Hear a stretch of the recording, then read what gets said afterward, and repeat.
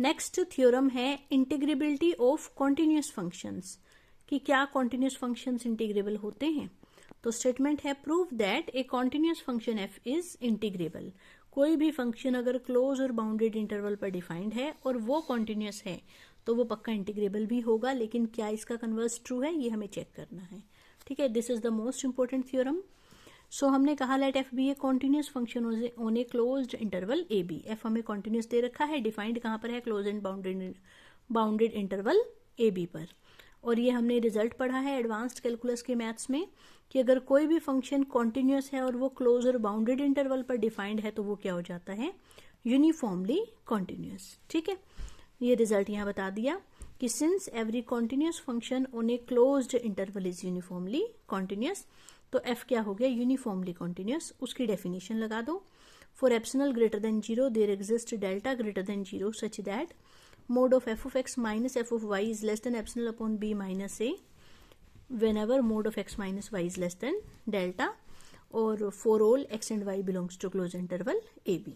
ठीक है, ये यूनिफॉर्म कंटिन्यूटी की हमने डेफिनेशन लगा दी। और यहाँ पर जो डेल्टा होता है वो डिपेंड करता है सिर्फ और सिर्फ एप्सिलॉन पर। ठीक है, इसके ब्रैकेट में आप लिख सकते हो यहाँ पर delta depends only on epsilon, delta depends only on epsilon. ठीक है, यूनिफॉर्म कॉन्टिन्यूटी की जस्ट हमने यहाँ डेफिनेशन लगा दी। नाउ अब हम एक पार्टीशन ले रहे हैं पी क्लोज इंटरवल ए बी का, और इस तरह से लेना है कि जो पी की नॉर्म है वो किससे कम होनी चाहिए, डेल्टा से। पी की नॉर्म का क्या मतलब होता था, सभी सब इंटरवल्स की लेंथ निकालो और उनमें से जो मैक्सिमम लेंथ आती थी उसको हम कहते थे नॉर्म ऑफ पी। ठीक है, तो P हमें पार्टीशन लेना है खुद से इस तरह से कि नॉर्म ऑफ P लेस हो डेल्टा से। उसके बाद F कॉन्टिन्यूस था पूरे क्लोज इंटरवल पे, और जो फंक्शंस कॉन्टिन्यूस होते हैं क्लोज इंटरवल पे वो बाउंडेड भी होते हैं और अपने बाउंड्स को अटेन भी करते हैं। और अगर ये पूरे इंटरवल पर, सपोज ये पूरे A से B तक बाउंडेड है, तो ये इन पर्टिकुलर सब इंटरवल्स पर भी बाउंडेड रहेगा, क्योंकि जब पूरे इंटरवल पर बाउंडेड है तो सब इंटरवल्स पर भी बाउंडेड रहेगा और वो अपने बाउंड्स को अटेन भी करेगा। ठीक है, फिर आगे हमने बता दिया, ये नोटेशन तो हम शुरू से ही पढ़ रहे हैं कि कैपिटल एम आर क्या है, least upper bound of F in this interval, और स्मॉल एम आर क्या है, greatest lower bound of F in this interval.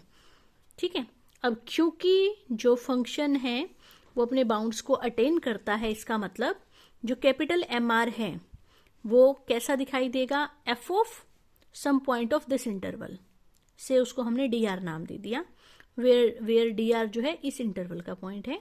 इसी तरह से जो स्मॉल एम आर है वो भी कैसा दिखाई देगा, F of some point of this interval, उसको हमने कह दिया मान लो f of C r, where c r जो है इस इंटरवल का पॉइंट है। ये इस चीज का मतलब है कि कोई फंक्शन अपने बाउंड्स को अटेन करता है।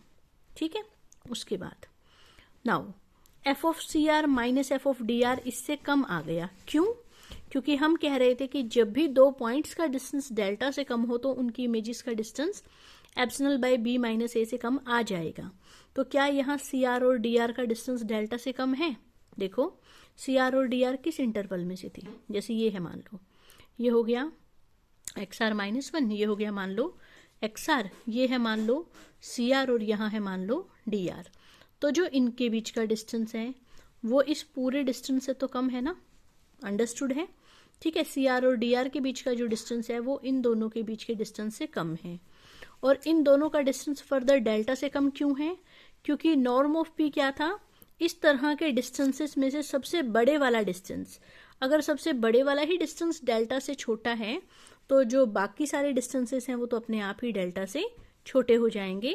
या आप ऐसे भी लिख सकते थे कि इसको पहले लिख देते कि this is less than equal to norm of P, क्योंकि नॉर्म ऑफ पी क्या होता है, इस तरह के डिस्टेंसेस में से सबसे बड़े वाला, और ये फर्दर किससे छोटा था, डेल्टा से।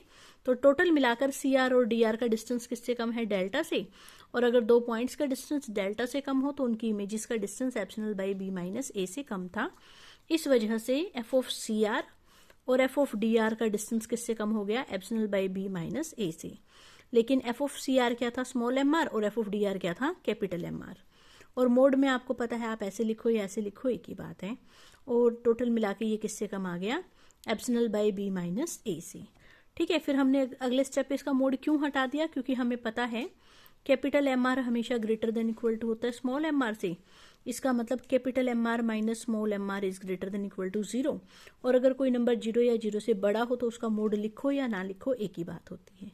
ठीक, so capital M R minus small M R less है एप्सिलॉन बाई बी माइनस ए से for all R running from 1 to n। Now अब हम यूएफपी माइनस एलएफपी निकाल के देखते हैं। यूएफपी का फॉर्मूला पुट कर दिया, एलएफपी की वैल्यू पुट कर दी। इसको हम लिख सकते हैं समेशन, ब्रैकेट में आ गया capital M R minus small M R और इनटू में हो गया delta R running from 1 to n।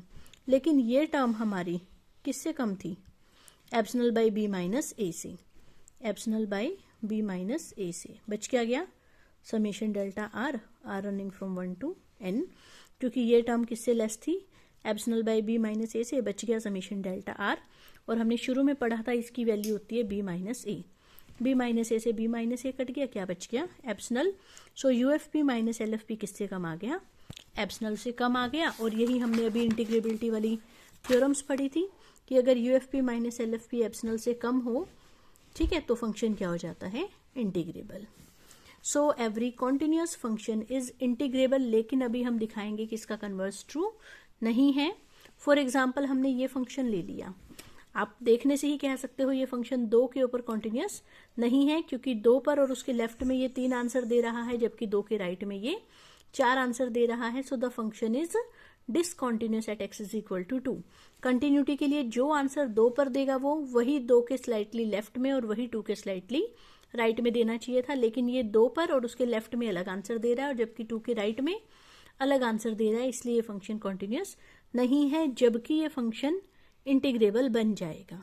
ठीक, सो इससे हमें क्या पता चला कि every continuous function is integrable, लेकिन उसका कन्वर्स ट्रू नहीं है। हमारे पास एक ऐसा एग्जाम्पल है जो कि इंटीग्रेबल तो है, एक ऐसे फंक्शन का एग्जाम्पल है जो इंटीग्रेबल तो है लेकिन कॉन्टिन्यूअस नहीं है।